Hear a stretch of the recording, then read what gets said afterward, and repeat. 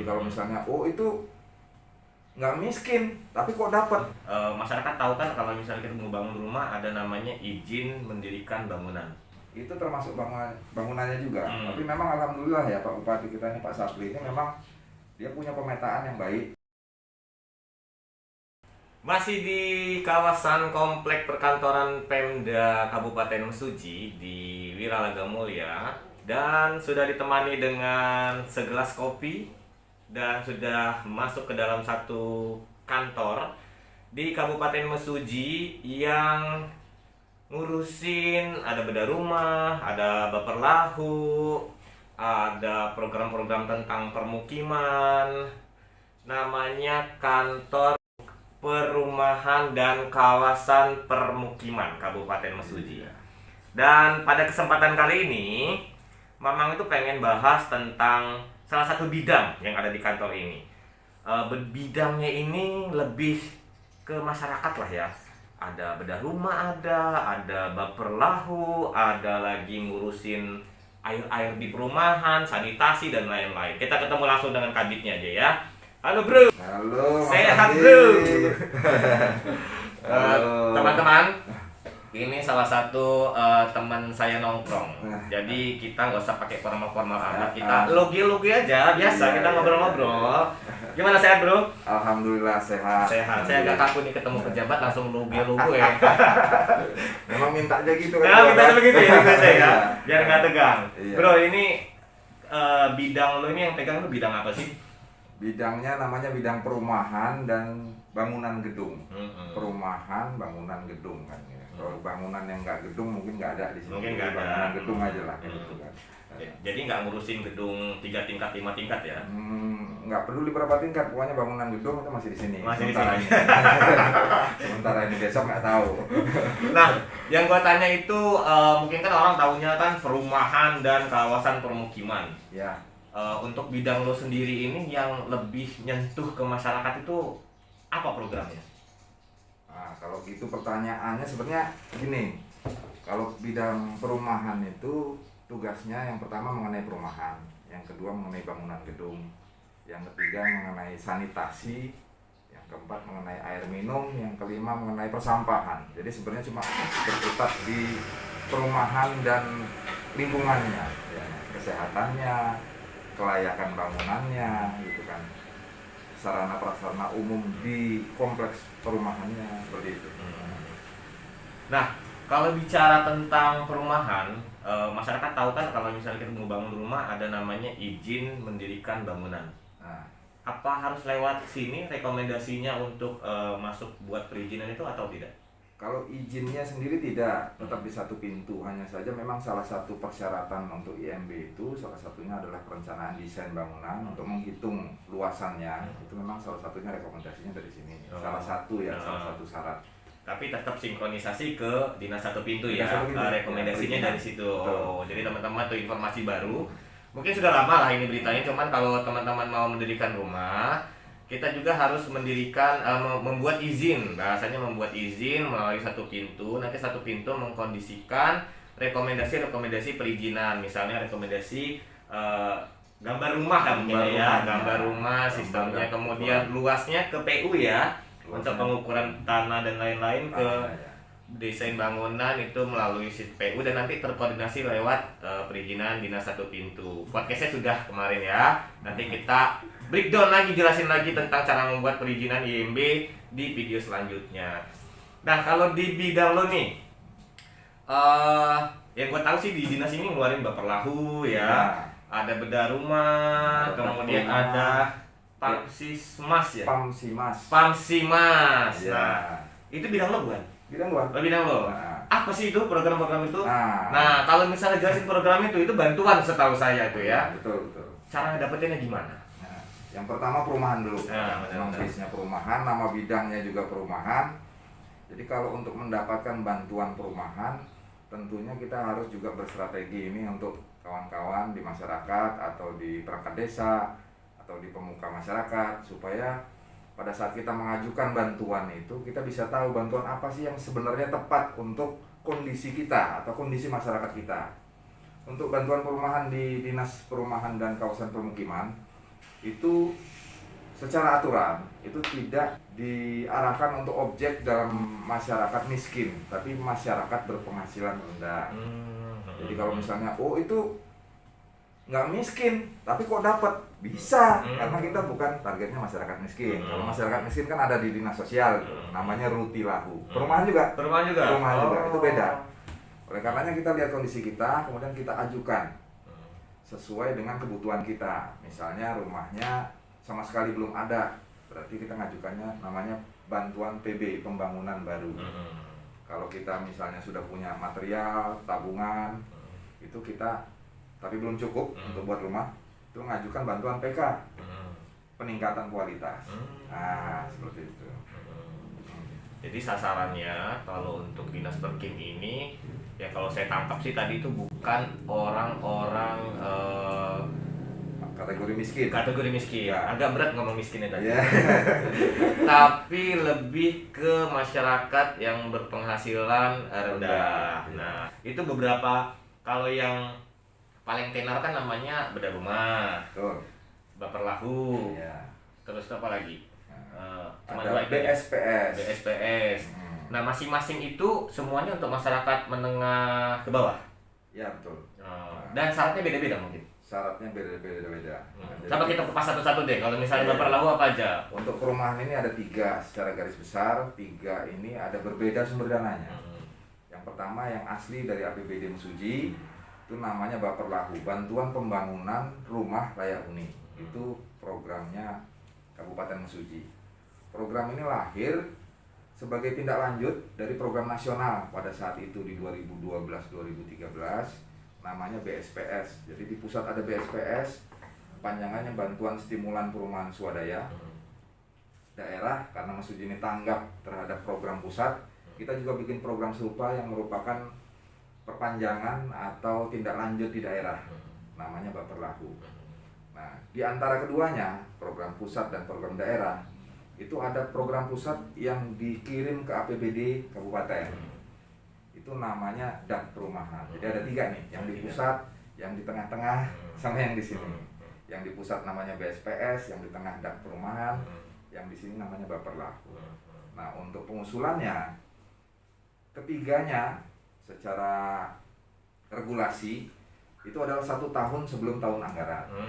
Seperti itu, 1 tahun. Jadi bukan kayak sulap ya bro, Ya. langsung dimintain langsung jadi, itu mustahil bin mustahil kayaknya sulit ya. itu. Dan kalau pengajuan sendiri harus lewat kepala desa atau bagaimana? Betul, jadi pengajuan itu tidak dilakukan secara sendiri-sendiri, tapi harus kumulatif. Kumulatif tentunya dari kepala desa mengusulkan ke Pak Bupati langsung sebagai kepala daerah. Kalau untuk yang Baperlahu dulu ya, itu melalui dinas perkim. Kalau untuk yang BSPS karena dia ke pusat, ke kementerian, maka dia mengajukan ke kementerian dari kepala desa dengan rekomendasi dari dinas dan dari kepala daerah. Nah, buat teman-teman yang nonton video ini, ingat ya, semua tuh nggak dibikin secara instan, nggak dibikin secara sulap langsung lo ngajuin langsung jadi, itu mustahil. Semua pakai prosedur, harus ada asisi dari kementerian ya, harus sesuai dengan anggaran, harus pilih-pilih dulu mana yang harus diprioritaskan, benar ya bro ya? Nah, jadi sabar, harus mengikuti ketentuan yang berlaku. Nah, kita bicara satu lagi yang sering saya dengar di Facebook, sering saya baca di Facebook. Satu program dari Dinas Perkim itu Pamsimas. Ya. Itu apa sih itu? Kayaknya ngurusin air ya? Air di Fasum. Nah, itu coba ceritain dulu. Kalau Baperlahu itu bagian dari program perumahan.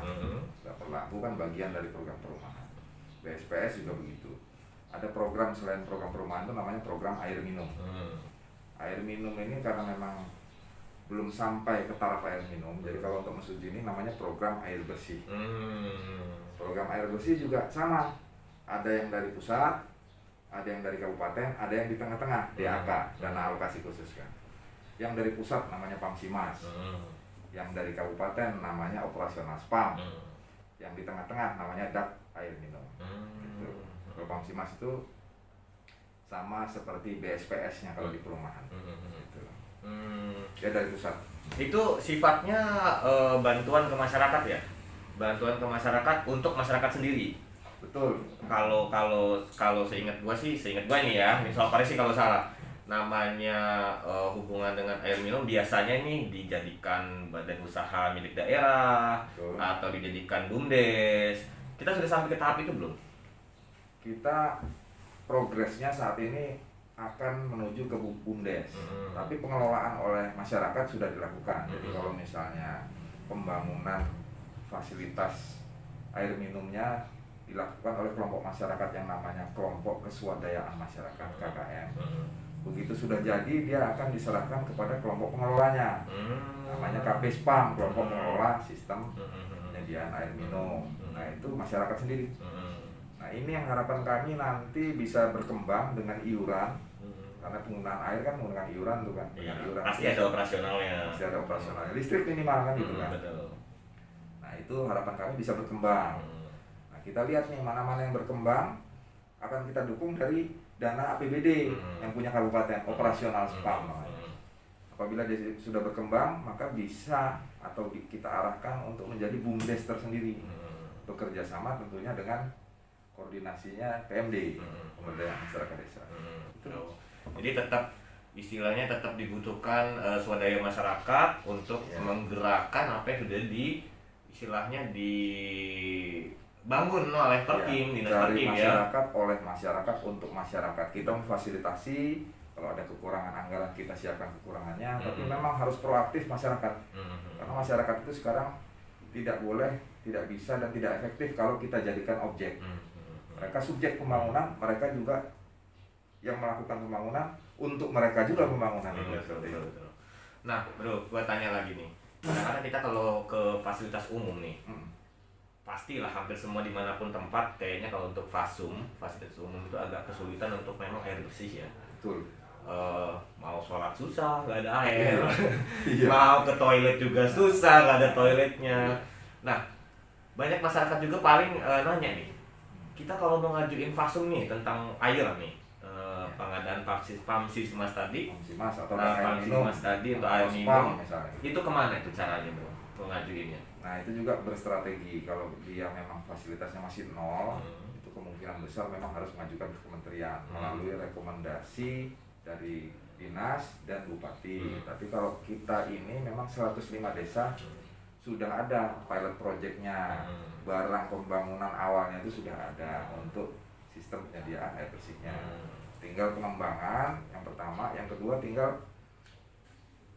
penggunaan supaya berfungsi seperti itu. Karena memang banyak kendala-kendala seperti belum ada listrik, pipa-pipa yang belum terhubung seperti itu.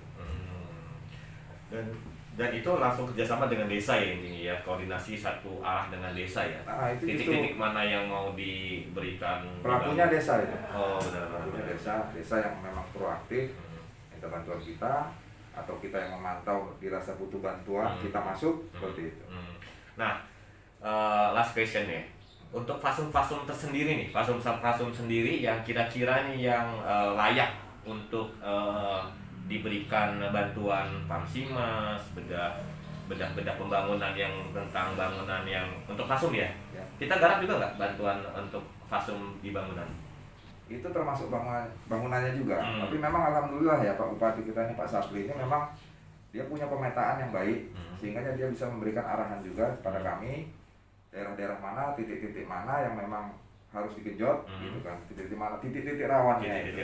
Selain tentunya masukan dari masyarakat sendiri. Kadang-kadang kan masyarakat ini nerimo, bahasanya nerimo, dia tahu kurang tapi dia nggak ngomong. Nah ini kan kita agak kesulitan untuk nyari itu kan, tapi dengan adanya arahan titik-titik yang harus diprioritaskan karena memang kebutuhan, tentunya kita akan dukung penuh hati. Nah kalau titik-titik itu nih, pembahasan titik-titik tadi, kira-kira fasum seperti apa yang harus bisa masuk kriteria penerima bantuan? Misalnya musola atau lapangan sepak bola yang ada di Mesuji atau apalah. Nah yang dimaksud titik-titiknya itu tadi yang dimaksud dengan fasum di bidang perumahan ini tentunya berbeda dengan fasum yang pada kebutuhan pada umumnya. Ya kan, kalau yang dimaksud di sini yang di fasum itu adalah tempat cuci tangan umum, MCK umum, sumber air umum, itu kemudian perpipaan yang bisa diakses oleh seluruh rumah, itu fasum kan.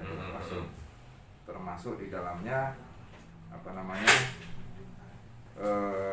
penambahan sumur-sumur bor, sumber-sumber air baru untuk bisa didistribusikan ke masyarakat. Itu fasum dalam konteks perumahan dan bangunan gedung. Oke. Tambahan lagi lah nanya boleh ya? No, boleh.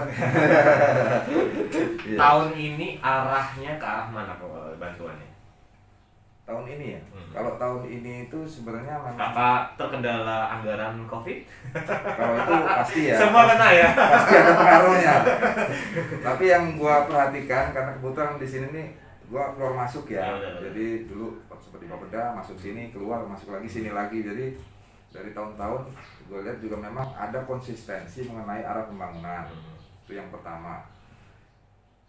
Kita punya tingkat kebutuhan itu dengan indikator misalnya air. Air itu yang pertama ketersediaan dalam jangka waktu. Jadi keberadaan air. Yang kedua debitnya cukup apa enggak. Yang ketiga tempatnya terjangkau atau tidak. Nah, ini kalau udah tiga ini tercukupi kan memang itu tujuan kita. Cuma indikator untuk pembangunannya itu. Jadi kalau ditanya tahun ini kita ngapain nih? Sebenarnya sama dengan tahun kemarin. Cuma stepnya sudah beberapa step di depan. Tapi arahnya masih sama. Pemenuhan air bersih yang pertama, kemudian menghapuskan atau minimal mengurangi rumah-rumah tidak layak huni. Itu rumah tidak layak huni. Karena kaitannya dengan kesehatan masyarakat. Benar, sanitasi.